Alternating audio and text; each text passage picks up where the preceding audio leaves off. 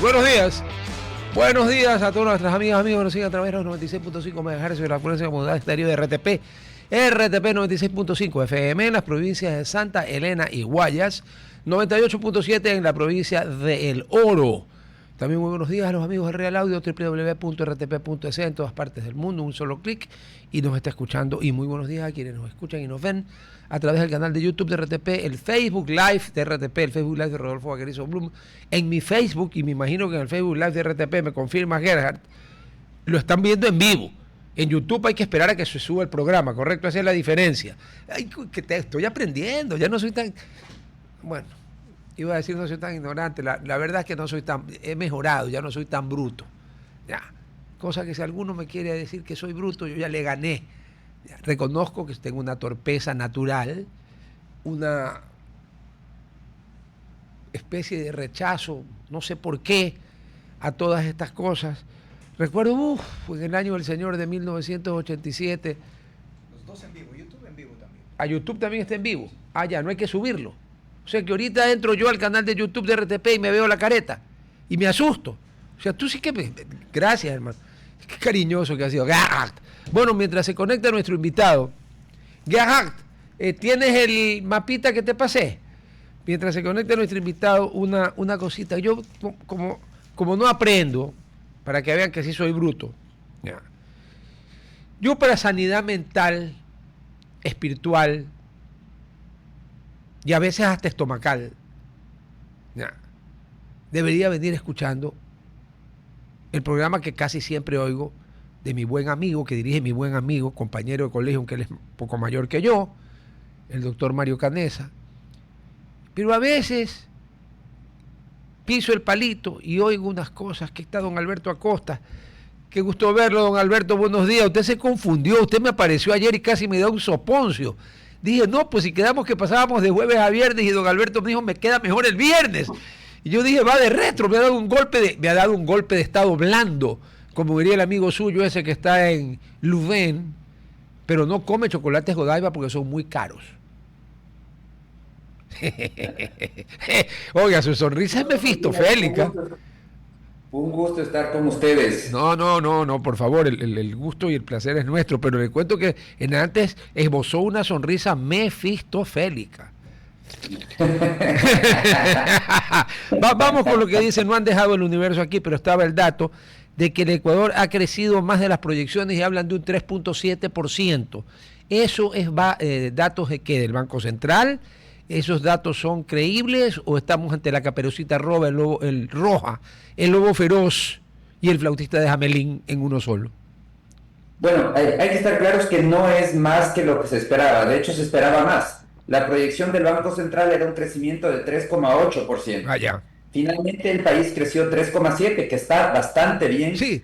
Y yo creo que esa pequeña diferencia probablemente fue el resultado de los problemas no planificados en su momento con el petróleo. Recordemos que en julio se detuvo la producción petrolera por los problemas en los oleoductos. Entonces yo creo que eso tuvo un costo en el crecimiento económico. Las exportaciones de ese mes pasaron a un déficit enorme, cuando normalmente, tradicionalmente, tenemos un superávit. Entonces, yo creo que eso es lo que complicó el desempeño. Pero de cualquier manera, un 3,7% de un buen crecimiento implica que hubo un rebote. El 2024 la economía se contrajo 2%, recuperamos ese territorio perdido y además hubo un crecimiento por encima del rebote. O sea, entonces es un buen resultado. Ya, eso está fuera de duda, pero vea, yo nunca entendí álgebra y esas cosas, ¿no? Pero aritmética soy re bueno, le juro. Y hasta donde yo aprendí con les frères de l'école chrétienne, los hermanos de las escuelas cristianas, conocidos aquí como los hermanos de la Salle, el Colegio San José, en donde dos presidentes de la República se graduaron. El economista Correa y el señor Lazo se graduaron allí. Dios mío. Bueno, por distintas razones hay gente que quiere abominar de mi colegio, pero no, cada uno piensa como quiere. Pero discúlpeme, 3,7 no es más que 3,8. Y si lo previsto es 3,8 y crecí 3,7, concordando con usted que es un excelente crecimiento, 3,7 es menos que 3,8, y si lo esperado era 3,8, el titular está escrito con las vértebras coxígeas, porque 3,7 no es más que 3,8, ni en la mente de Maduro, que ya es decir mucho, ¿no? Ni allí. que tiene el tupé de ayer, pidió en la Corte de Estados Unidos que desestimen el caso y el juez se rió en su cara y obviamente no lo desestimó. Pero bueno, 3,7. Corrígeme mi ignorancia. Si el 2024 contrajimos 2 y hemos subido 3,7, ¿quiere decir que recuperamos los 2 más 3,7? O sea que comparado con el 2024 hemos subido 5,7, o estoy haciendo aritmética rara. No, realmente, si comparamos, digamos, con el 2025, quitando perdón. lo que perdimos, de esos 2 puntos que perdimos, realmente el número no es exacto, pero hemos crecido al final del día un 1,7 o un poco menos tal vez, por encima, porque los 2 puntos son recuperación. Correcto, ya. Entonces, Ok. si comparamos con el nivel previo, con 2023, el crecimiento ha sido tal vez de alrededor de 1,7, 1,5%. Ok. Que es, aunque en Ecuador ya la gente ha frenado la expansión demográfica, creo que sigue siendo menos que el crecimiento demográfico, ¿no es cierto? O sea que estaríamos en negativo o muy cerca. Estamos muy cercanos, ese nivel de crecimiento es muy cercano al crecimiento demográfico. Y definitivamente, claro, el desafío de este momento es acelerar el crecimiento económico, sostener el crecimiento económico, porque ya la previsión para este año es una desaceleración y sobre todo que tenemos algunas fuerzas contrarias al crecimiento económico. El entorno a 2026 no arrancó bien, arrancó con un complejo, con unas expectativas complejas. ¿A qué me refiero? Voy a mencionar algunas. Voy a mencionar específicamente 6 factores que han deteriorado las perspectivas económicas de corto plazo del Ecuador. A ver, La 6. primera es el alza del petróleo por la guerra en Medio Oriente, en Irán. El petróleo más caro, o después podemos profundizar, pero tiene un efecto por el lado de la demanda internacional, menos mundial, encarecimiento de insumos, de bienes. Entonces hay un problema. Segundo, una emergencia nacional por lluvias. Tercero, los toques de queda que tienen un costo económico importante, limitan actividad productiva de transporte, de entretenimiento, etc. El déficit eléctrico, cada vez más cerca. El quinto, la aprobación del acuerdo recíproco con Estados Unidos, que lo que hizo no fue abrir el mercado norteamericano, sino concretar un cierre. Lejos de la expectativa que había de que ese acuerdo iba a permitir abrir ese mercado, al final del día lo que hizo es concretar el cierre. 47% de las exportaciones ecuatorianas tienen un arancel que no existía hasta antes de abril de 2025.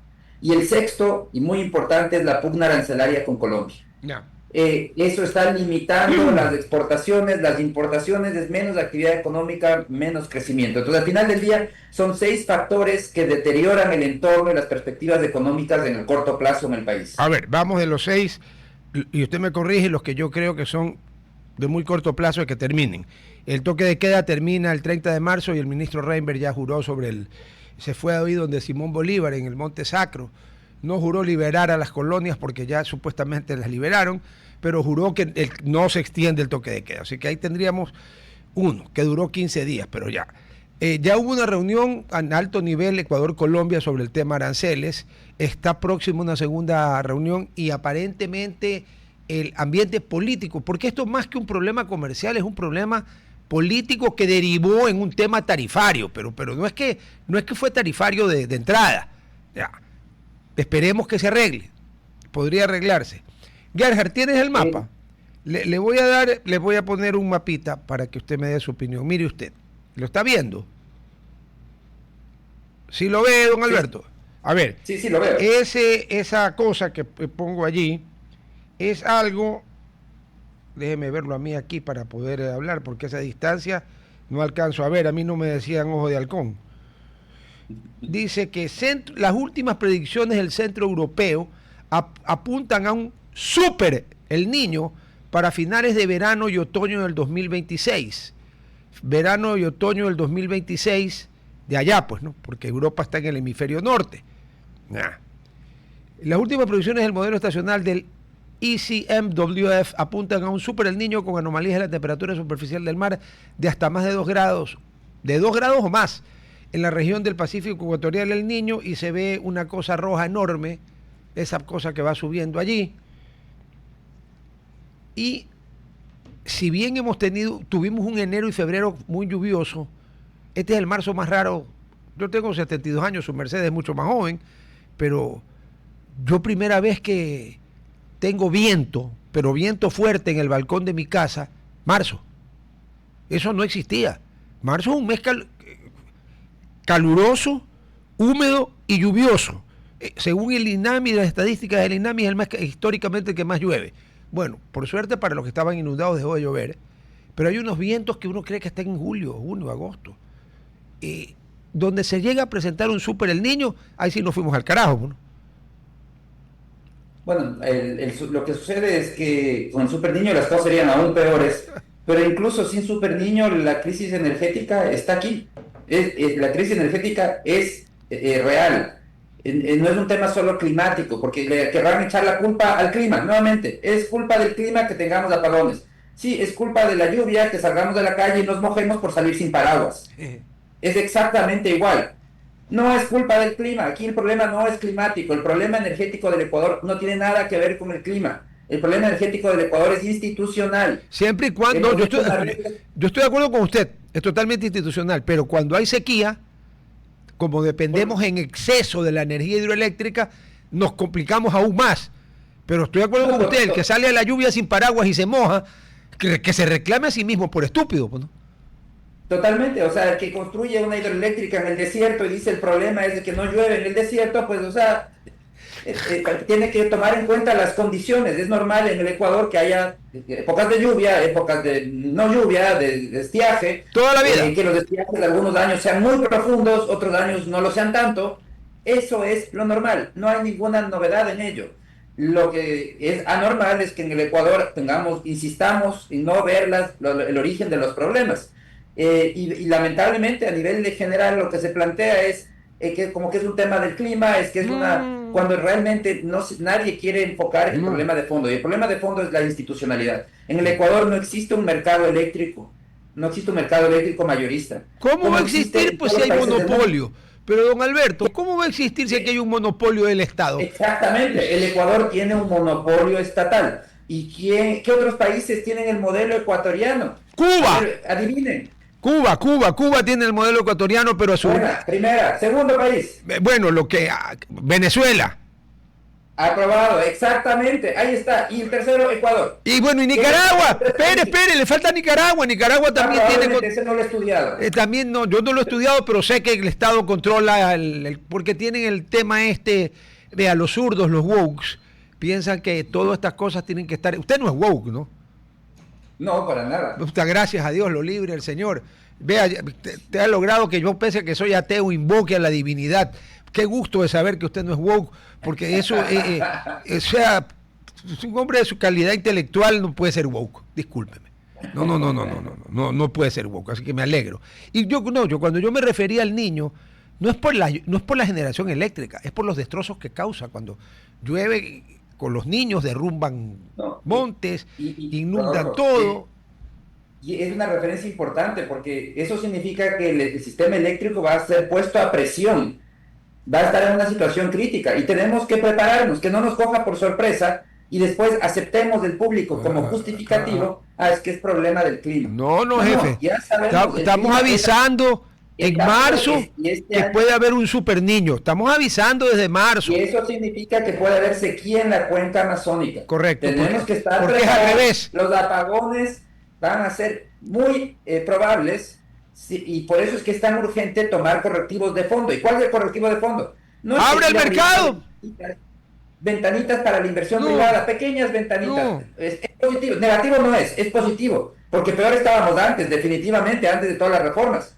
Pero no son soluciones de fondo, al toro hay que tomarlo por los cuernos y hay que enfrentar el problema de una manera integral. Y el problema del Ecuador es que tenemos que reconstruir todo el sistema eléctrico, la institucionalidad del sistema eléctrico, copiando el modelo que nos guste. Si quieren, copien la ley, no tienen que inventar nada, nuestros legisladores no tenemos que pedirles mucho. Que copien la ley colombiana.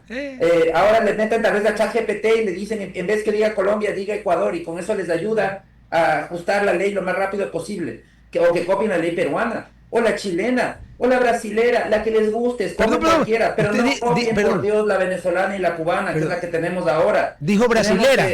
Sistemas que funcionan. Usted dijo brasilera.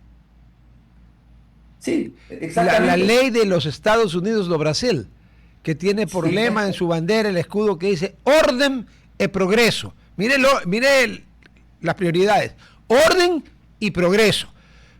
A ver, Brasil ha tenido a Lula y a Dilma durante bastante tiempo, y sin embargo el Brasil no cae en la estupidez nuestra de Venezuela, de Cuba, de Nicaragua, de que el Estado maneje todo. El Brasil no es así. Tiene una ley distinta. Siendo un país extremadamente proteccionista, que eso es real, ¿Eh? pero también un país muy, muy grande, tiene un mercado enorme. Brasil lo podría hacer mucho mejor, por supuesto, pero frente a la situación que está el Ecuador, podemos escoger la ley que queramos en donde exista una apertura a la inversión, porque la realidad es que tenemos una necesidad de inversión en energía de 17.000 millones de dólares en la próxima década. ¿Cómo? Eso es lo que dice el SENASA. Es el estimado oficial del Plan Maestro de Electricidad. 17.000 millones de dólares para salir de la crisis energética. El Estado no los tiene, ni los va a tener. No. Por eso es que los apagones vinieron para quedarse. No se sorprendan. Los apagones, vamos a seguir hablando de apagones, yo estimo que no menos de 5 años, si es, hasta que finalmente alguien se dé cuenta de la urgencia de cambiar el entorno. ¿Y qué implica cambiar el entorno? Primero, toca hacer cambios a nivel constitucional, una enmienda constitucional. Yo creo que el sector eléctrico debe dejar de ser un sector estratégico. Solamente retirando, tachando de los sectores estratégicos al sector eléctrico, habremos hecho un cambio radical. ¿Por qué? Porque significa que pasa a ser un sector como cualquier otro, donde todos pueden invertir, todos venden su producción y les compra quien quiera comprarles, en este caso las empresas distribuidoras. Segundo, necesitamos modificar la ley eléctrica para tener un mercado eléctrico mayorista, en donde funcionan precios de mercado. El que genera electricidad oferta su energía y si hay interesados les compran su energía. Tercero, en los subsidios, que no tiene subsidio residencial, no tiene por qué eliminarse. Es una decisión política. Y los estados pueden mantener subsidios, como de hecho el Ecuador los tiene. Tenemos el bono de desarrollo humano, que considero que es un subsidio muy positivo. Destinamos 2.000 millones de dólares al año, un subsidio directo. Está muy bien, Claro, es una decisión política. pero usted lo ha dicho, es un subsidio directo. Ese no corre, corrió el riesgo al principio de que yo me acuerdo que había gente haciendo cola para coger lo que se llamaba el bono de la pobreza, como lo definió en su brillantez el cretino de Maguat, ¿ya? Y tenían celulares caros y estaban haciendo fila para coger el bono. O sea, ¿qué pasó? O sea, se depuró y ahora cumple una gran cosa, y usted tiene razón en enumerar lo primero que hay que hacer. Mientras usted no cambie la Constitución no podemos hacer nada, porque la Corte Constitucional, de la cual yo abomino, pero le reconozco que es el mejor candado que puso el correísmo para su Constitución, está obligada a defender lo que dice la aberración que tenemos por Constitución, pero que la ratificó el pueblo. Entonces, mientras no eliminemos la palabrita sector estratégico de la electricidad, la Corte le va a batear cualquier cosa que usted pretenda abrir el mercado. Le dirán el artículo tal de la Constitución de la República vigente dice que no se puede. Hay que cambiar. Por eso es que la solución es una enmienda que tache a ciertos sectores del sector estratégico, que diga, los sectores estratégicos del país son la seguridad interna y la seguridad externa. Punto. Se acabó, no hay más sector estratégico en el país. De esa manera liberamos a los sectores productivos que actualmente son prisioneros de ese monopolio estatal. Y hay que estar muy claros, esto no significa que tengan que cerrar las empresas públicas, que hay que privatizar todo. No, significa algo mucho más radical. Significa permitir cualquier tipo de inversión. Es radical para el status quo ecuatoriano. Decir que en un sector pueden invertir todos. Que invierte el público, aplausos. Que invierte el privado, aplausos. El privado, el público, el nacional, el internacional, el regional. Todos, que inviertan todos, porque necesitamos tanta inversión que solo un miope, por no decir una palabra más fuerte, puede pensar que el Estado lo va a poder hacer todo. No lo va a poder hacer. 17.000 millones no tienen ni los va a tener en la próxima década. No, y en la no consentida hipótesis que los tuviera, debe el doble, pues el cuádruple, así que no los tiene. Sí, ¿yo de qué sirve que yo diga, oye, tengo en la cuenta $180.000, ahí los tengo en la cuenta, y me quedo callado, pero le debo $430.000 al banco, estoy jodido, pero no tengo nada. Y a ver, definitivamente, al eliminar el temita estratégico, a las empresas del Estado, que ahí están, van a tener que competir. Palabra que no les gusta tanto como que los insulten a la madre. Competir para ellos es blasfemo, o sea, herético. ¿Cómo va a competir? Pues en él. O cualquier empresa del Estado monopólica, acostumbrada a hacer como es monopolio lo que le da la gana, ¿cómo va a competir? Pues cuando uno compite no puede hacer lo que le da la gana porque uno se da la vuelta y busca otro proveedor. Simple como eso, ¿o no? Definitivamente. Cuando compiten, les toca rendir cuentas, les toca esforzarse por ser mejores. Y eso es lo que no están acostumbrados. Hay grupos de personas de la población que vive de el control de las empresas públicas, de esos contratos jugosos, les da un poder y unos ingresos inimaginables, y claro, no quieren soltar la mamadera. Pero una empresa pública que compite, por ejemplo, en el tema de Petroecuador deberíamos tener la visión de transformarla en una multinacional petrolera. ¿Cómo? Transformándola en una sociedad anónima, esto implica también un cambio legal, por supuesto, constitucional y legal, obligándola a cotizar en el mercado de valores, el mercado local y el mercado internacional. No puede, jefe, no tiene balances. No tiene balances, no tiene balances peor auditados, no tiene balances. Y te entiendo que un requisito. Actualmente es una empresa que es la más grande del país, sí, pero lógicamente, como tiene una ley monopólica, le dice usted tiene que existir sí o sí. No importa que lo haga muy mal, no importa que no rinda cuentas, porque la ley de empresas públicas es una basura. No les exige ninguna rendición de cuentas. ¿Cómo es posible que la empresa más grande del país no deba tener ni siquiera balances auditados? Es decir, no rinde cuentas a nadie, maneja una fortuna inimaginable para ninguna empresa en el país. Y claro, eso lo manejan como les da la gana, al final del día no rinden cuentas a nadie, y el resultado que tenemos es de una empresa que no logra ni siquiera sostener la producción, cada día producir menos. De hecho, en la última década hemos perdido más de 100.000 barriles por día. La Agencia Internacional de Energía considera que en los próximos 5 años vamos a perder la cuarta parte de la producción petrolera. Y todo esto gracias a Petroecuador. Petroecuador nos va a dejar sin petróleo. Pero bueno, volviendo al tema eléctrico, que es en el que estábamos, yo estaba en el tema de los subsidios. Lo importante aquí en el tema de los subsidios eléctricos es entender que el subsidio no tiene por qué desaparecer. El que exista un mercado eléctrico mayorista con precios de mercado no implica que la tarifa al ciudadano tenga que cambiar. Lo que sí significa es que hay que transparentar las cuentas, que el subsidio tiene que quedar registrado en el presupuesto general del Estado y que el Estado transferirá los recursos y de esa manera definirá cuánto quiere subsidiar. Si quiere subsidiar más, si quiere subsidiar menos, si quiere subsidiar lo mismo, eso es decisión política. Pero tiene que estar registrada en el presupuesto general del Estado. De esa manera, el sistema en su conjunto se transparenta. Time out, una preguntita. De acuerdo, totalmente de acuerdo, el subsidio no tiene por qué desaparecer. ¿Cómo? Pero en un mercado abierto va a haber un gran segmento de la población que seguramente que quiere un mejor servicio que la porquería que dan ahora, se va a ese generador privado, se llame como se llame, ¿ya? Ok. ¿Cómo entraría ahí a funcionar el subsidio? Porque si el Estado va a devolver, agarrémonos, no sé, pues del mástil, no del Titanic, porque el Titanic, como fue ese glorioso ejemplo que dio muestra de la sagacidad, la astucia y la inteligencia de Mawat, el Titanic se hundió, pues, y se llevó a un montón de gente, mucha más de la que sobrevivió. ¿Y por qué le hago Porque fíjese usted que el día de antes de ayer, la persona que tiene la bondad de llevar mi pequeña contabilidad me empieza a mandar resoluciones del Servicio de Rentas Internas que me están devolviendo el IVA. ¿Sí sabe desde cuándo, no? Desde enero del 2025. ¿Ya? Enero del 2025 a agosto del 2025.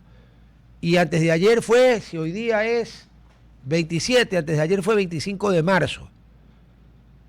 Entonces yo le pregunto, eso no puede ser, pues. Usted a una compañía internacional le dice que le va a devolver el subsidio año y medio después, el otro le dice, ¿sabes qué? Ándate a la misma casa del ritmo y yo me voy a otro lado, porque contigo no se puede hacer negocio, ¿o no? Totalmente no. Por eso es que esa devolución del subsidio tiene que estar presupuestado estar en el presupuesto, y tiene que haber las garantías de que se va a producir, porque caso contrario, las empresas distribuidoras les pasa lo que sucede en este momento, que son las que tienen que asumir el subsidio, se descapitalizan y no tienen cómo invertir ni siquiera para mantener la infraestructura. El sistema está colapsando, es que fue tan mal ideado por el socialismo en el siglo XXI que todo el sistema eléctrico colapsa. Entonces sí se necesita corregir ese problema, habría que buscar el mecanismo de esa devolución del subsidio, para que el Estado se garantice que esos recursos sí le lleguen a las compañías distribuidoras, pero el subsidio, como digo, en esencia no tiene que desaparecer, porque muchas personas critican y dicen, no, es que si hay un mercado mayorista y hay precios de mercado, nos va a subir la electricidad. Claro, no ven que la electricidad más cara es la que no existe. No, y además que tiene la electricidad más cara del mundo, porque es la electricidad que no existe, que paraliza el sector productivo, que nos cuesta 2% del PIB, más de 2.000 millones de dólares perdidos en un año. Eso es energía cara. Esa es la energía que cuesta 2.000 millones de dólares costó la electricidad en 2024. Y entonces definitivamente tenemos que solucionar el tema, adoptando estos modelos que funcionan en el mundo, copiando el que nos guste, en donde puede haber muchos oferentes, en donde se permita que los precios incentiven la inversión, porque son los precios los que llaman a los inversionistas a invertir. Cuando un precio empieza a subir, eso es un llamado a decir, invierta, quiero más, necesitamos más electricidad. Y es el inversionista el que permite, a través de su inversión, moderar esos incrementos en los precios. Pero para eso sirve el sistema de precios. En el Ecuador, con un precio político, da lo mismo que haya electricidad o no haya electricidad. El precio ya no funciona como mecanismo de comunicación entre el consumidor y el inversionista. No, pues es que en nuestro modelo el precio es una especie de yugo que el Estado monopólico le pone a todos los ecuatorianos, te guste o no te guste, y te dice, ¿sabes qué? Jódete, porque esto es un tema estratégico y no se lo podemos entregar a nadie que te dé un buen servicio. Usted no alcanzó porque un hombre joven, le vendo 10 años, no quiere. Se los vendo baratos, yo le vendo 10 años, o sea que usted tiene 10 años más y yo tengo 10 años menos. No creo que quiera ese negocio. Nadie me ha aceptado, no sé por qué. Serían 10 años más, chévere. Pero vea, aquí existía una cosa llamada la Empresa Eléctrica del Ecuador, ENC. Era una compañía norteamericana que se instaló aquí en 1920 y algo. Es famosa por varias razones. Una, porque de Empresa Eléctrica del Ecuador salió el glorioso Club Sport Emelec, que son las siglas, MLEC, Empresa Eléctrica del Ecuador. Dos, que don George Louis Capwell, al que un embajador de Estados Unidos develó un retrato en la embajada americana, porque dijo que era el gringo más famoso del Ecuador, y además no mintió. Y tres, porque cuando el Emelec le daba luz a Guayaquil, aquí no se iba la luz nunca. Cuando se quemaba un transformador, usted veía que de repente, yo vivía en la casa de mis abuelos, en Chile, entre Bolivia y Vaca Galindo, ahí atrás de León Becerra, del hospital. Y ahí había un transformador. Bueno, un día explotó el transformador. A los 10 minutos llegó un carro de la empresa eléctrica y se bajaron Látigo Gutiérrez, Panchón Sánchez y otro beisbolista más panameño que trabajaban en la empresa eléctrica, que nos llevaron al campeonato sudamericano unos años antes. Ese era el servicio. ¿Qué hicieron con la empresa eléctrica? La tiraron a matar. Y luego, ¿se acuerda? Usted eso sí se acuerda, la intervención temporal. Que fue temporal, pero temporal larguísima. Ya parecía que el día del juicio final terminaba. Entonces, aquí hubo ejemplos de que funcionó el servicio eléctrico en manos privadas, aquí en Guayaquil. Ahora pregunte pues si funciona el servicio eléctrico. Y otra, cuando fue el problema del Perú dijo que ellos no podían vender más, pero que había un problema, no teníamos líneas de transmisión. Y hasta donde he logrado aprender de los entrevistados, si usted no tiene líneas de transmisión, no puede llevar energía de un lugar a otro. ¿Entendí bien o le embarré? No, es correcto. Y perdón, ¿y que son muy caras las líneas de transmisión?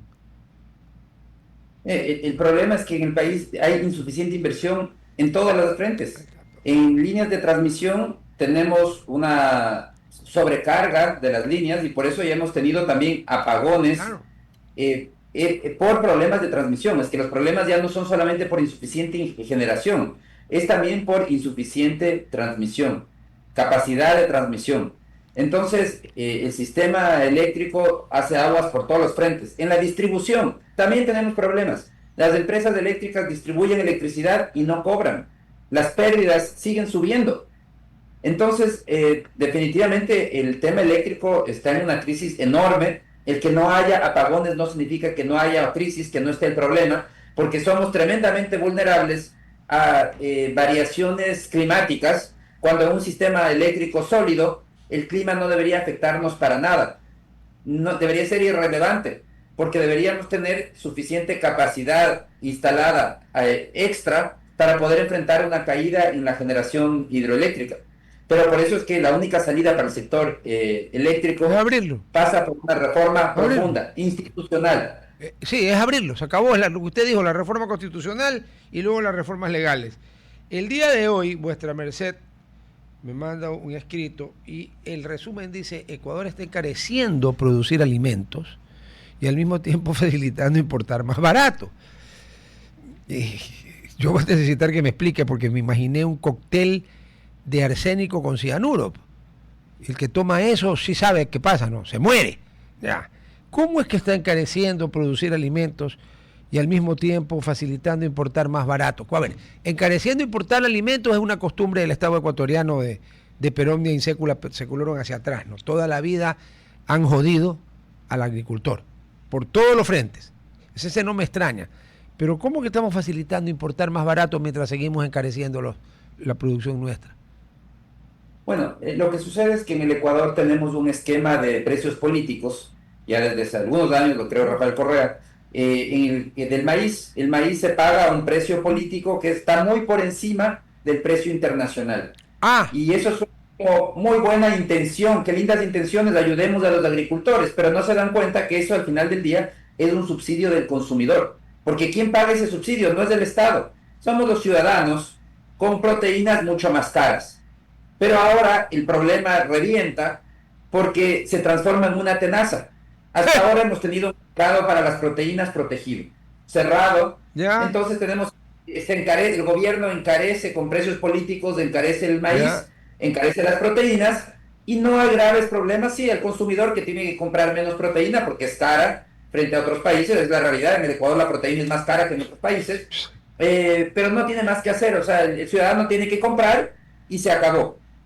Pero ahora, ¿qué sucede? Es que ahora se genera una tenaza porque vemos cómo del otro lado el Ecuador en este momento ha firmado un acuerdo recíproco y recíproco entre comillas, en donde se obliga a abrir su mercado agrícola y alimenticio a Estados Unidos. Entonces en este momento se abre la libre importación de carne, de cerdo y de pollo congelado, sin límite, lo que se quiera. Y en esencia uno diría, pero qué bien, vamos a tener más oferta de proteína y más barata. Sí, totalmente de acuerdo, si es que fuese una apertura, si fuese una apertura bien hecha. El problema es que esta apertura lo que hace es funcionar como una tenaza. Por un lado estamos encareciendo la producción y por otro lado estamos abriendo totalmente la competencia. Entonces, ¿qué es lo que estamos haciendo? Estamos obligando al sector productivo a competir atado de pies y manos, a competir con una proteína que viene de Estados Unidos, que es más barata y que viene en gran cantidad y que en cambio localmente se les eleva los costos de producción. Y digo se eleva porque el día de ayer el gobierno elevó el precio del maíz, el precio de sustentación del maíz, la banda de precios del maíz. Entonces, no solamente que ya era de por sí un precio muy caro, sino que además lo elevó más, porque claro, los productores dicen no nos alcanza, subieron los precios internacionales del petróleo, súbanos a nosotros lo que nos pagan. Entonces, al final del día que hay un problema muy grave que se genera por estas distorsiones y que el riesgo es el efecto destructivo que va a tener en la producción de proteína del Ecuador. La importación de producto congelado desde Estados Unidos va a matar la producción nacional y de esa manera se va a terminar haciendo daño también a los productores de maíz que supuestamente se quería beneficiar con estos precios artificiales. Sí, porque si acaba la producción de los animalitos, está un poco complicado que nos vendan a nosotros las personitas el mismo maíz. No vamos a alcanzar. O sea que la solución es muy simple. Termina el precio político. Sí, yo creo que la solución, el tema es que ahí políticamente es muy, muy compleja. Entonces, es un costo importante. Por eso es que el gobierno también se cede frente a estas presiones. Yo creo que hay una solución intermedia que puede ser políticamente más fácil. A ver. Y es igual que todo subsidio, porque esto, lo que reciben los maiceros es un subsidio, que lo pagamos los ciudadanos, pero es un subsidio. La solución es focalizar, igual que todo subsidio, tiene que ser un subsidio focalizado. Entonces, determinar que beneficiarios de ese subsidio van a ser solo los productores pequeños. Por ejemplo, me invento, quienes tengan menos de 5 hectáreas. Solo ellos pueden ser beneficiarios de un precio subsidiado. El resto va a recibir precios de mercado, donde el Estado no tiene ni voz ni voto. En paralelo, y claro, ¿quién paga este precio subsidiado? Se inscriben en las empresas, las grandes empresas que compran el maíz, se inscriben para ser parte de este programa. Y las empresas tienen que comprarles, pues, ¿no? Porque la empresa va a decir, no, pues si tú estás, no.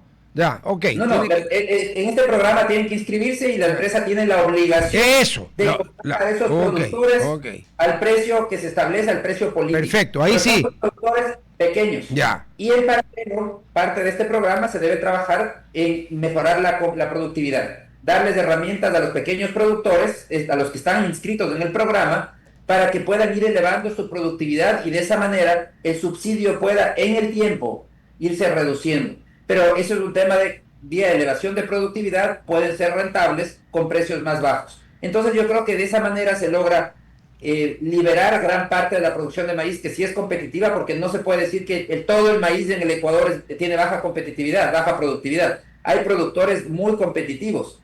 El problema es que hay unos productores pequeños que sí son muy poco competitivos y entonces se puede focalizar ese subsidio y se logra al mismo tiempo darle competitividad a toda la cadena, porque el resto de productores ya reciben precios de mercado y de esa manera también los productores de proteína van a estar en mejor posición para competir ahí sí adecuadamente con la producción internacional. Está muy bien la competencia, el problema no es la competencia internacional, el problema es pedirles que compitan atados de pies y manos. No, pues y con una piedra barrada a los pies y a punto de empujarlo al agua.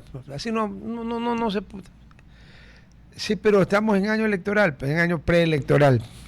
Entonces, usted sabe que ese es un defecto del Ecuador, no sé si desde que comenzó la República. No, porque ahí el Estado no fijaba nada, ¿sabe qué? Es increíble, ¿no? En la Argentina, país más desarrollado, más culto, más bueno, en la Argentina, usted sabe que durante casi todo el siglo XIX, solo había un impuesto, un impuesto, que era el impuesto por un lado a las exportaciones y por el otro lado a las importaciones. No habían más impuestos. Y la Argentina, entre 1880 y pico y 1914, que comenzó la Primera Guerra Mundial y obviamente el comercio mundial se contrajo, estaba entre los 5 países más ricos del mundo. Y tenía un impuesto a las exportaciones y uno a las importaciones. Y los bancos, igual que aquí, tenían su respaldo en oro y emitían billetes contra ese respaldo. O sea que uno a veces piensa que el perfeccionamiento, entre comillas, del Estado, lo que nos ha llevado es a la joda pública. ¿O no? Totalmente. Las políticas que generan distorsiones, que destruyen, tienen buenas intenciones, porque todas tienen buenas intenciones. Ah, sí, pero es buenísimo. Tratar de ayudar a los pequeños productores, qué maravilla, aplausos, pero terminan destruyendo y afectando, en el caso de la proteína, es a los consumidores. El país tiene todavía problemas de desnutrición, insuficiente consumo de proteína, y nos damos el lujo de encarecer la proteína. ¿Por qué? Porque hay muchos agricultores, 500,000 maiceros que beneficiamos. No importa que jodamos a 17 millones de habitantes, eso no importa. Claro. Lo importante es que beneficiamos a 500,000. Entonces, vemos que de esa manera lo que se está haciendo es destruyendo competitividad. El país tiene que transformar el sector de las proteínas en una nueva exportación, igual que el camarón. Debemos pasar a exportar pollo, exportar cerdo, pero para eso hay que pensar en competitividad de la cadena en su conjunto, sin olvidarnos del apoyo a los pequeños productores que se pueden seguir apoyando, se puede seguir subsidiando, pero focalizadamente. Lo que no podemos tener es subsidios generalizados al maíz, porque eso al final del día termina generando un daño enorme a la generación de bienestar, porque limita la capacidad de exportar proteínas, limita la capacidad de producir, y en este momento, con la cereza sobre el pastel, abriendo toda la competencia desde el producto importado de Estados Unidos, vamos a terminar matando a la cadena de producción de proteína animal. Y el camarón que usted puso como ejemplo es un ejemplo brillantemente espectacular de que el Ecuador, en manos privadas, porque en manos privadas está toda la cadena de la industria camaronera, ha logrado llevar Ecuador es el primer exportador mundial de camarón. En algunos países en la carta le ponen, como Chile, por ejemplo, Ecuadorian Jumbo Size Shrimps, yo lo he visto. Ecuador, con el nombre. Ningún otro plato dice el país de origen. Ya. Y además ha logrado que, por ejemplo, la mayor exportadora de camarón del mundo es ecuatoriana. En banano nunca logramos ser, obviamente imposible, porque existían pues. Ahora Dole tiene ese nombre, pero en la época que empezamos estaban, acuérdense usted, United Fruit, Standard Fruit y Del Monte. Y bueno, pero Ecuador se metió, siendo un país chiquitito, se metió entre los 4.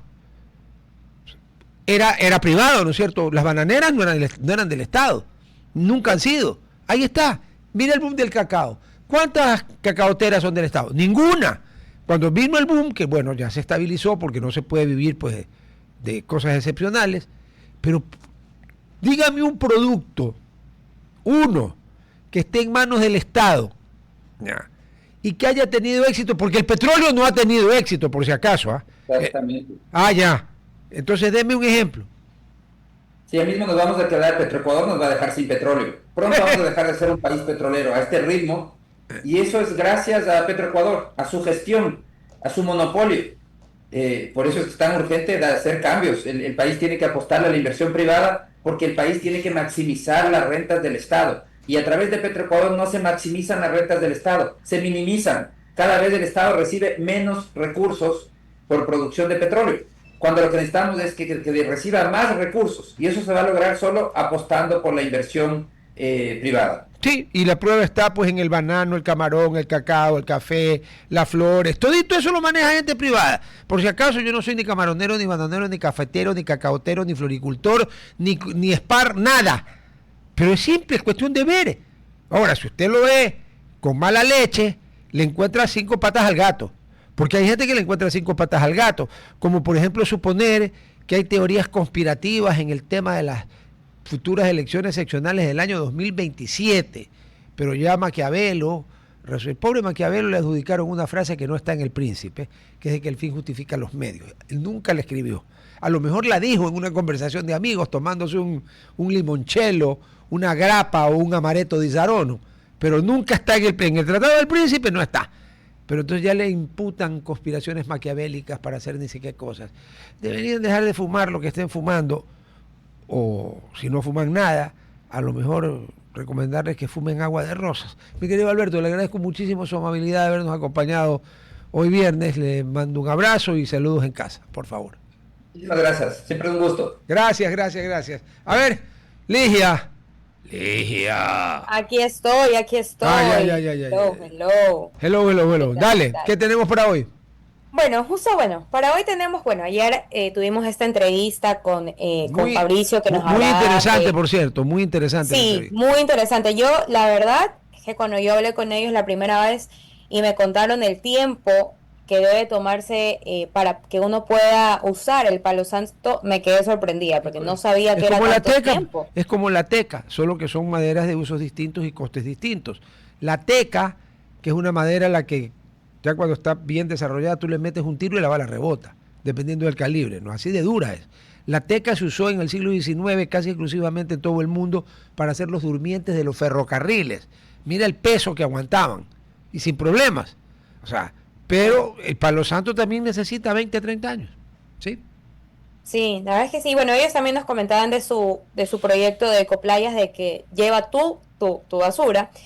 Y para entrar un poquito en contexto en la noticia que voy a dar hoy, hablaba sobre el tema también de recoger la basura, el tema de los plásticos, que se demoran los plásticos en desintegrarse algunos años. Va a variar entre las botellas de plástico, los sorbetes, hay también las fundas de plástico. Y recordemos que, en nuestro país tenemos bastantes tortugas marinas, y las tortugas marinas se alimentan de medusas, y lastimosamente la funda de plástico las puede hacer confundir como que si fueran medusas, y las van a consumir y obviamente van a tener consecuencias que pueden llevar hasta la muerte.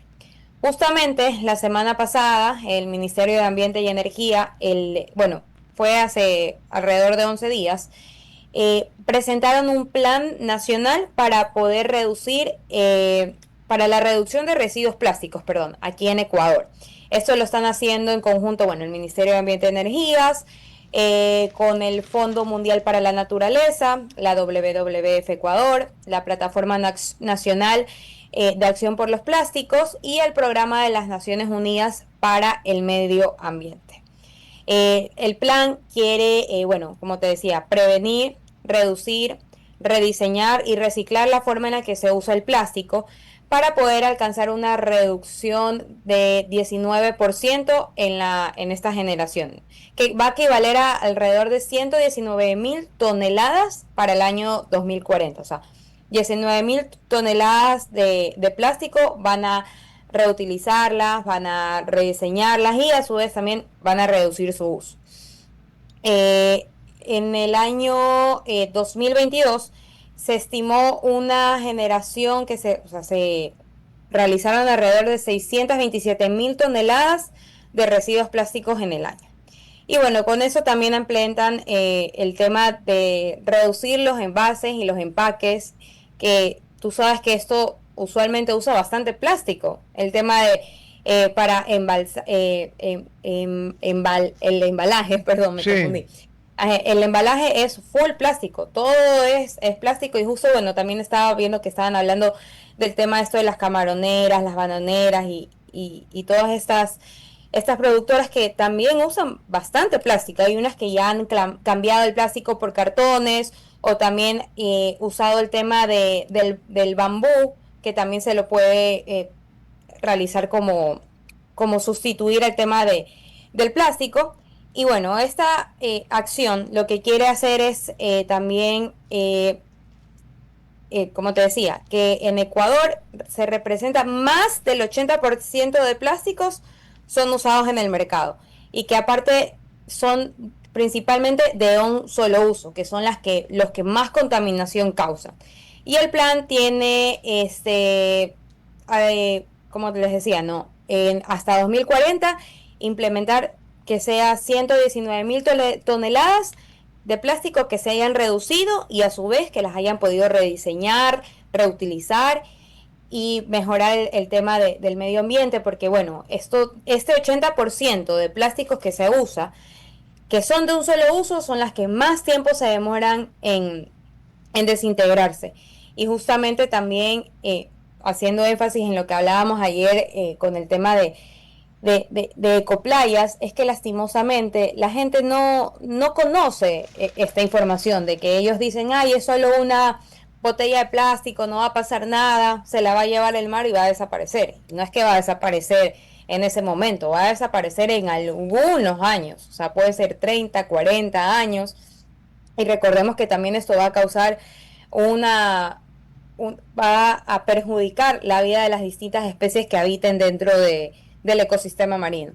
Entonces, bueno, con este plan de acción que está haciendo el gobierno junto a otras organizaciones que se preocupan por el medio ambiente, esperemos que puedan lograr hacer conciencia a todos los ecuatorianos sobre el tema del uso de plásticos. Yo, como comentaba el día de ayer, yo no uso sorbetes de plástico hace más de 10 años.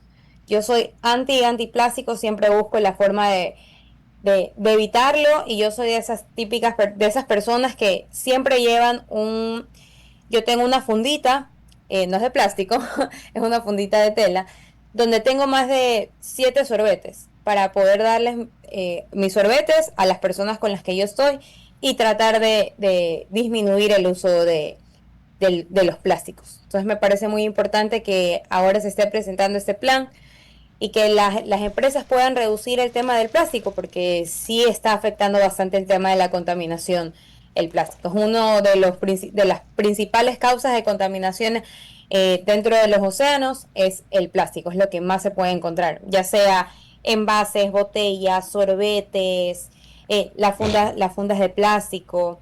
Entonces sí es importante. Recordemos que también en Galápagos está implementado el tema de que no se usen plásticos de un solo uso, pero sí hay lugares que aún lo están usando a pesar de que sea una normativa. Entonces el gobierno va a tener que verificar que la gente y los mercados cumplan con esta nueva norma.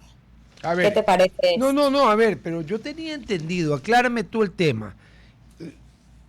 Hace años, ya son años, que hubo una ley aprobada en la Asamblea que daba un plazo para la eliminación de los plásticos de un solo uso. porque comencemos con lo peor, pues, ¿no? El de un solo uso. Porque tú una botella de plástico la puedes, una vez que la terminaste, si tenías agua, no importa, la vuelves a llenar. O sea, Claro. en la civilización, por ejemplo, en Wellington, en Nueva Zelanda, tú cada 2, 3 cuadras, hay fuentes de agua donde tú puedes llenar gratuitamente tu termo. Nueva Zelanda es otro mundo, ¿no? Además, el agua de allí sí se puede beber sin ningún problema.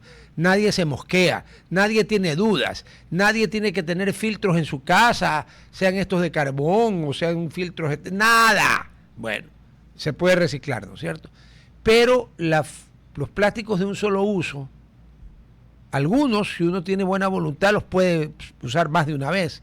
Por ejemplo, las fundas de los supermercados pueden servir para más de una vez. Por ejemplo, pueden ponerse de forro de un tacho de basura para echar allí y la dispones cuando ya está llena. Pero la has usado varios días, pues, ¿no? Me refiero a basura de papel, no a basura orgánica, ¿no? Esa necesita una funda que tiene que ser cambiada por el olor. Ya. ¿Qué pasó con esa ley? Creo que hubo una prórroga, creo que hubo algún billete de por medio, porque aquí, pues, sin aceite de oliva no hay ensalada. Sí, mira, bueno, estaba vigente desde diciembre de 2024, pero sí, lo que tú dices, ha habido escenarios críticos en el calendario a través de los años hasta ahora 2026 que han vuelto a poner este plan de acción, porque las personas no... Pero perdón, tú Ha dices sido 2020, una ley... pero Ligia, 2024. No, yo estoy hablando de una ley muy más antes.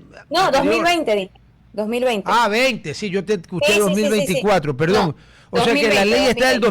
2020, estamos en 2026 y se la han pasado por las fosas nasales. Así es, sí, porque decían que justamente los lugares de comida y todo debían no entregar el tema de los sorbetes de plástico, vasos de plástico. En los lugares que sí se está cumpliendo es en los centros comerciales. No sé si te has dado cuenta, bueno, en Mall del Sol y en San Marino ya no te entregan plásticos, la comida. Ellos tienen, ahorita no me acuerdo el nombre. ¿Tú te refieres a los food corners, a los patios de comida? Sí, a los patios de Ya. comida dentro de los centros comerciales. Pero eso es minúsculo y eso es porque es una resolución del centro comercial. Pero, Ajá, es porque tienen pero- un convenio con una, no Ya. me acuerdo ahorita el nombre, ya lo voy a buscar. No es que es por el gobierno, exacto, no es es por una la iniciativa. Exacto. más que el gobierno, no es por el cumplimiento de la ley. No. Ah, Es porque ellos se entonces- asociaron con una, ahorita no me acuerdo el nombre, No pero importa. era Recicla Se algo. asociaron con alguien que recicla, ok. Exacto, para poder evitar ya. el uso de plásticos y que sea también bajar el tema de la contaminación, porque obviamente en un centro comercial y en un patio de comidas es donde más plástico dan, el tema de los cubiertos de plástico, los platos desechables. Entonces ahora, tanto en el San Marino como en el Mall del Sol, esto ya lleva algunos años, unos 3, 4 años, si no me equivoco, que han estado implementando eso para que ya no se usen. O sea, y ya no ves tú el tema o sea, sí hay los tachos de basura en los patios de comida, pero hay unos puntos en donde la gente a lo que termina de comer, porque son platos y te dan platos, cubiertos y vasos, tú los tienes que ir a dejar es como un cubo que hay dentro del patio de comidas, donde tú dejas tu plato y ahí ellos lo recogen, pasan por un proceso de limpieza, o sea, los lavan, los A ver. desinfectan. Tú me estás diciendo que entonces entregan vajillas normales. Vajillas o sea, normales. ¿de qué? ¿De metal? ¿De No, porcelana? ajá, sí. El vaso es de material reciclado. Ya. No es de vidrio, pero es de un material reciclado. Ya, y Entonces cuchillo, te dan- tenedor y cuchara. También no son de plástico. Pero no son de metal. O sea, son de como el tipo de metal, pero no metal. O sea, no es. Ya, pero no son plásticos. No son plásticos, Ya. ajá, no es plástico. Ya, y los No es platos. plástico. Los platos de cerámica, así como un plato blanco Ay, donde ay. tú almuerzas. Ajá. Ojalá que, bueno, tengan suficientes cámaras y suficiente personal de seguridad, porque conociendo a los que conocemos cómo es la gente aquí, se llevan el plato. Pues si yo he visto con estos ojitos a gente guardarse los cubiertos. Yo vi hace poco ¿Qué vamos a hacer? que habían habían puesto en un restaurante que había la gente pedido para llevar las cosas y le llegan el envase para llevar y dentro del envase de llevar se empezaron a guardar los platos chiquitos que entraban ahí dentro del envase para llevarse. Ya está. De hecho es así. Pero bueno, a ver, entonces habrá que invitar, si es que quiere venir, no, nadie, aquí no se obliga a venir a nadie, uno invita y obviamente cuando uno invita a alguien, ¿cómo es? Educación 101. Tiene que tratarlo con educación y cortesía porque es un invitado. Eso es alguna gente que no entiende, porque hay un grupo de cojudos que se dedican también a este asunto de entrevistar gente, que creen que son jueces o fiscales y que no invitan a la gente, sino que lo llaman a comparecer. Entonces ahí cuando me entra un ataque de risa y digo, Dios mío, qué genio que era Santo Tomás. En el siglo XIII ya dijo que la estupidez humana era infinita y que cada vez había más estúpidos. Perdón, uno comparece ante la autoridad. Tú compareces ante un juez, compareces a la fiscalía, por ejemplo. Pero tú no compareces a una entrevista, tú vas invitado a una entrevista, tú no estás en ninguna comparecencia, porque el entrevistador no es ni juez ni fiscal, aunque algunos imbéciles se creen eso. Pero ya con los imbéciles no hay nada que hacer. Tú eres muy joven, pero había una serie de televisión, cuando los televisores eran de este porte y pesaban 4,5 toneladas, y había uno que era rarísima la casa en Guayaquil que tuviera más de un televisor, porque por el tamaño era una aberración. Había había muchas series de televisión muy buenas en ese tiempo. Pero hablando de comparecer, estaba Perry Mason, el famoso abogado. Entonces, claro, los testigos comparecían. Y cuando a ti te llaman a testificar y no compareces, la fuerza pública, por orden del juez, te busca y te lleva de la moña a que comparezcas. Bueno, pero en las entrevistas nadie tiene por qué comparecer. Entonces, están invitados los señores de Asoplast, porque hay una asociación de plásticos, especialmente, y creo que crearon una asociación de plásticos, de fabricantes de plásticos de un solo uso, para que vengan y nos expliquen en qué mismo quedó la ley. Porque aunque aquí en el Ecuador no se usa la palabra lobbying, porque aquí el lobby es considerado delito, lo llaman tráfico de influencias, tiene sus pros y sus contras, porque pillo hay en todas partes. Yo creo, si alguien sabe y me desasna, le agradezco, que esa ley, para comenzar, tuvo una prórroga. Pues. Claro. No, pues la palabra prórroga, pues no, pues, pobrecitos, los que hacían negocio haciendo esos plásticos de un solo uso, que seguramente perdían plata, por eso seguían en el negocio, pidieron, pues, no, que van a perder plata, pidieron prórroga. Y creo que después lograron cambiar la ley. Y entonces yo quiero saber en qué estado de vigencia está esa ley y cuál es la autoridad que está obligada, porque la autoridad tiene responsabilidades, ¿no es cierto? Claro. Está obligada a hacer cumplir la ley. Sí, porque en 2020, bueno, también fue justamente el boom de la pandemia y había todo este tema también de la contaminación por el uso de las mascarillas, los guantes. Ya, pero ok, el 2020 te lo acepto. ¿Y sabes qué voy a ser generoso? Te acepto el 2021. Ya, porque hasta el 2021, pero ya el 2022 no había ninguna pandemia, y el 2021 ya tampoco, no. La segunda mitad, ya el 2021 se puso la vacunación. Ya, a ver, pero te acepto 2020 y 2021. 22, 23, 24 y 25. 4 años. 4 años. ¿Qué ha pasado en esos 4 años? ¿Dónde está ¿Se cumple la ley? Yo no veo que en los supermercados me entreguen fundas que no sean de plástico. Lo que hacen te ahora, ponen de alternativa. ¿Qué? Te cobran la funda de plástico. Ahora te cobran la funda de plástico. ¿A dónde? La vez pasada yo fui al comisariato y me dijeron, ahora tiene un costo de 3 centavos la funda. Y yo... Pues fíjate que yo cuando salga de aquí voy a tener que pasar por el comisariato porque hoy día es viernes, voy al de Río Centro, que obviamente me queda en el camino, y los viernes las proteínas tienen 15% de descuento. Y yo soy de la teoría que el que paga más por lo mismo, pudiendo pagar 15% menos por lo mismo, o es idiota, o le encanta botar la plata, o no sé qué. Entonces, y voy a ver si me cobran la funda. Porque a mí Sí, porque nunca fue me han dicho. a mí tampoco, nunca me habían dicho. Y fue en el comisariato que está al frente del aeropuerto, en la Avenida de las Américas. Tú, cuando dices comisariato, te refieres a la cadena Mi Comisariato o a un comisariato genérico.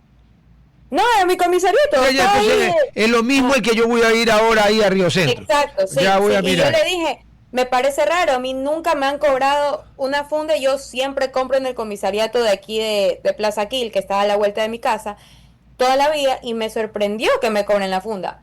Donde sí sé que siempre cobran la funda es en el Tuti, porque ahí lo que ellos hacen, no pagas la funda, y ahí sí es como que para evitar el uso de plástico, ellos te dejan llevar tus compras en cartones, que ellos tienen ahí una pila de cartones y tú te lo puedes llevar en tu cartón si no quieres pagar la funda. Pero es una alternativa y el cartón es gratis, ¿no? El cartón es gratis, Claro, sí, eso no tiene. claro, es una alternativa. Ajá. En cambio, lo que hicieron las grandes cadenas de supermercados, todas, es ponerte las fundas esas de tela, pero esas valen plata. O sea, claro, esas cuestan como $1. Sí, o otras cuestan 50, 70 centavos, pero valen dinero. Uh-huh. Lo que deberían implementar son fundas reciclables. Y yo encantado de pagar por la funda reciclable, no tengo ningún problema.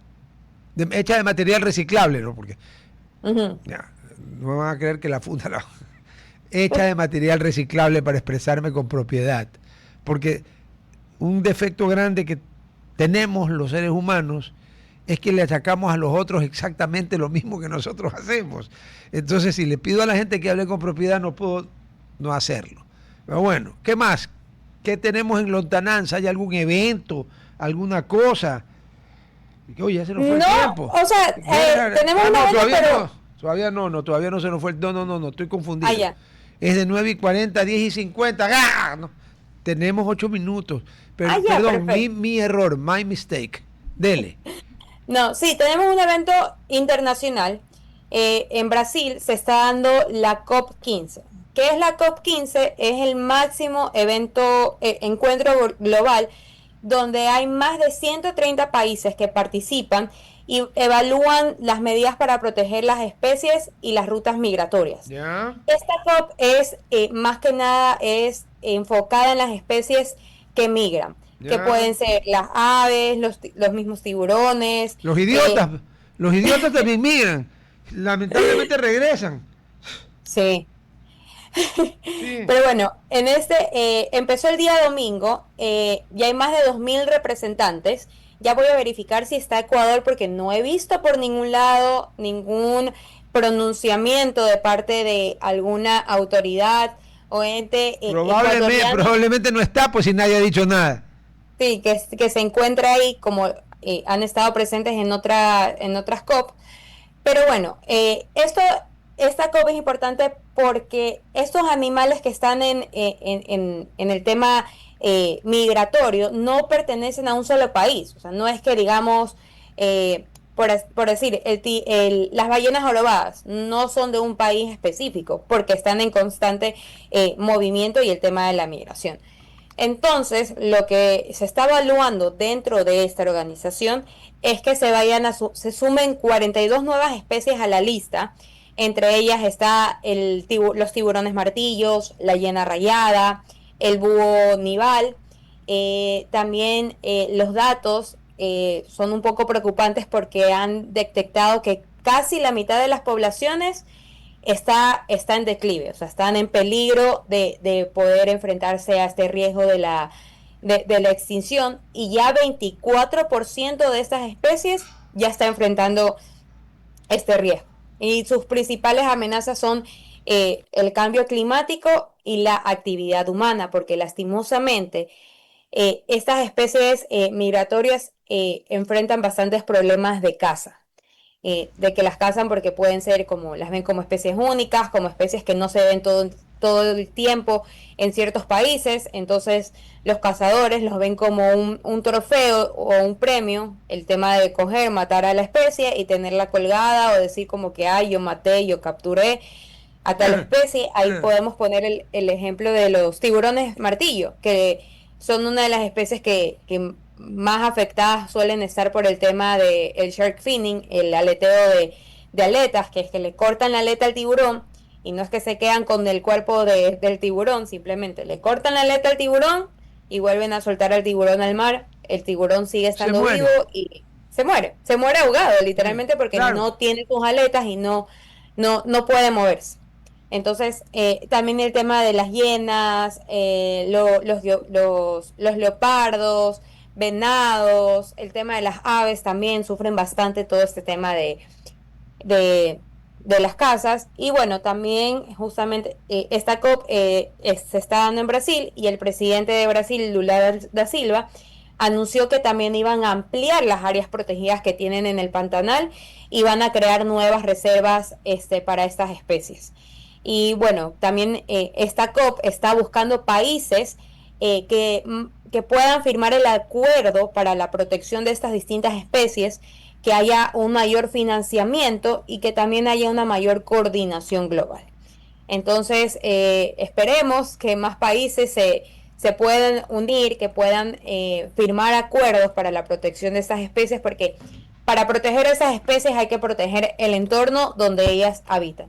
Es decir, más cuidado en las distintas reservas, ya puede ser reserva marina, reservas forestales, el tema también de... Los cerros protegidos, los cerros que necesitan protección, Exacto, la zona todo. de Cerro Blanco, todo eso, de Cerro Azul, todas esas necesitan protección. Eso es lo que queda del bosque seco tropical. Por ahí no pueden pasar ni carreteras, ni túneles subterráneos para conectar con un hipotético aeropuerto, que Guayaquil lo que menos necesita es un aeropuerto nuevo, por varias razones. Razón una, porque no tenemos el suficiente nivel de tránsito internacional ni nacional que lo justifique. Uno. Razón dos, porque solo un imbécil va a preferir irse a meter a 20 o 30 o 40 kilómetros de viaje, especialmente si viene de noche, ¿ya?, con la gran seguridad que brinda el Estado ecuatoriano, pues, ¿no? Cero, que ir al aeropuerto donde está. Y todo lo que se necesita es volar el aeropuerto, la pista, 100 metros hacia el río, por arriba, pasan los carros por abajo, como en Frankfurt. Por si acaso, Frankfurt am Main queda en Alemania. Ya. Sí, he estado en ese aeropuerto. Ya, entonces has visto, ¿no? Entonces, si me van a decir a mí que ese es un país atrasado porque los carros pasan por debajo de los aviones, o sea, si Alemania es un país atrasado, estamos jodidos por nosotros. O sea, no existimos. Pues esa es más o menos la comparación. Ya. Tercero, porque está cerquita. Pero fundamentalmente es el tema de la seguridad. Aquí no hay montañas alrededor. No hay los vientos que hay en Tababela, y encima lo hicieron allí pese a los vientos que hay. Pero bueno, ya. Se nos fue el tiempo, ahora sí ya Gerhard me sacó la bandera roja. Nos vemos el próximo jueves, Ligia. Feliz fin de semana. Nos vemos. Igualmente, cuídense, chao. Ya saben, si se van por Manaví y van por Puerto Viejo, el hotel número 10 de la cadena, el Oro Verde de Puerto Viejo, donde tu estadía se convertirá en una estancia llena de confort, instalaciones modernas y diseño vanguardista. Desde el mes de julio está abierto, atención al público, el restaurante Monte, alta cocina inspirada en las raíces de la cocina manabita, que tiene fama mundial e internacional y obviamente local en todo el Ecuador. Después, más tardecito, siesta o paseo, y te vas al Solera Rooftop. Ahí hay coctelitos, piqueos y un atardecer que te puede enamorar con la vista. Eso sí, con quién vas a ver la vista es problema tuyo. El hotel deslinda responsabilidad. Si quieres conocer más, oroverdeportoviejo.com. Y ya sabes, Oro Verde Puerto Viejo, tu nuevo gran destino. No me olvides, ahí está. Ni su servidor, ni Gerhard. Nos hemos olvidado de aujourd'hui es vendredi. O sea, hoy es viernes. Vendredi de Gabardin. A ver, no me voy a complicar la vida. No me voy a poner a buscar en O sea, le voy a volver a repetir, a dar un pedazo de gabardina al individuo que le abrió una puerta. Por ahí no pasa un carro. O sea, la señora, estamos hablando de la que este sujeto le cerró el paso y solo podía entrar a su casa con marea baja. Bueno, ya tumbaron, pero abrieron una cosa para que pase una persona. O sea, la señora no tiene derecho a pasar con un carro. ¿Eres imbécil? ¿O eres tan, pero tan malnacido que insistes en cagarte en una pobre mujer? O sea, a ti llamarte excremento humano es insultar al excremento, porque el excremento sirve de abono. Sí, por si acaso, para los que no saben. Y, por ejemplo, en la India, el excremento de las vacas, la boñiga, se junta, se deja secar y se usa como combustible, porque ese es un país muy pobre, en el interior, obviamente, ¿no? No, pues Mumbai, las grandes ciudades son una locura, ¿no? Pero eso es lo que eres tú. No llegas ni excremento humano. Ahora sí, vámonos con el dueño del resto de la gabardina. Vean, señores, hay gente que se cree muy sabida, que cree que sabe mucho y se cree además muy inteligente, pues no es lo mismo ser sabido que ser inteligente, por si acaso. Y está bien, si se quieren creer eso, tienen su derecho constitucional. Lo que no pueden pretender es que a punta de que ellos son sabidos, saben mucho y son muy inteligentes, todos los demás seamos cojudos, ignorantes y tontos. Y me estoy refiriendo al doctor Carlos Aguinaga, expresidente del Tribunal Supremo Electoral, miembro de la democracia popular en tiempos de Maguat, supongo que en tiempos del disque primer presidente de la historia del Ecuador, según un expresidente que ni siquiera pudo terminar su periodo. Y no es porque le dieron un golpe de Estado, no. Patitas, ¿para qué te quiero? A ver. El doctor Aguinaga el otro día en el diario Expreso, creo que era, de una especie de cátedra sobre todo sobre cómo tiene que funcionar el CNE. En sus tiempos no había el CNE ni el TCE, había solamente el TSE, Tribunal Supremo Electoral, compuesto por 7 miembros, uno por cada uno de los partidos políticos más votados. El doctor Aguinaga era representante del partido de Drácula, o sea, de la Democracia Popular, partido de Maguat. Y fue electo presidente en esas componendas que hay allí y amarres, fue electo presidente. En el año 2002 se tenían que inscribir los partidos para las elecciones del 2003, si no me equivoco. Era la elección que lo llevó a la presidencia el coronel Gutiérrez. Coronel Luis Gutiérrez, mi buen amigo, entre paréntesis. Ya. Y hubo 2 partidos que presentaron la documentación para inscribirse casi al mismo tiempo. Con una semana, 10 días de anticipación lo hizo Sociedad Patriótica, luego lo hizo el Partido Renovador Institucional Acción Nacional, o PRIAN, que auspiciaba la candidatura del abogado Álvaro Novoa. La segunda vez, porque la primera vez corrió en la primera vuelta por el PRE, en la segunda vuelta ya no estuvo la alianza, y como no hubo quien cuide las mesas, le robaron la elección. Así de simple. Ya, bueno. Ok. Sociedad Patriótica, como debe ser, no tuvo ningún problema, le revisaron las firmas y lo inscribieron. Cuando le tocó el turno al PRIAN, le revisaron las firmas una vez y no. Entonces contrataron a la Universidad Central del Ecuador. Y a medio camino la Universidad Central les dijo que oye, ¿y la plata? ¿Y lo que me ibas a pagar el anticipo? Porque nada, se bajó. Y corría el plazo. Se acortaba el plazo, que era la jugada de este tipo. Dejarnos afuera, porque si no se contaban las firmas necesarias, no se inscribía el PRIAN y por tanto el abogado Novoa no podía ser candidato por el PRIAN. Hicimos tanta presión que nos terminó revisando las firmas la Policía Nacional, con su departamento especializado en eso, y nos validó el doble de las firmas necesarias.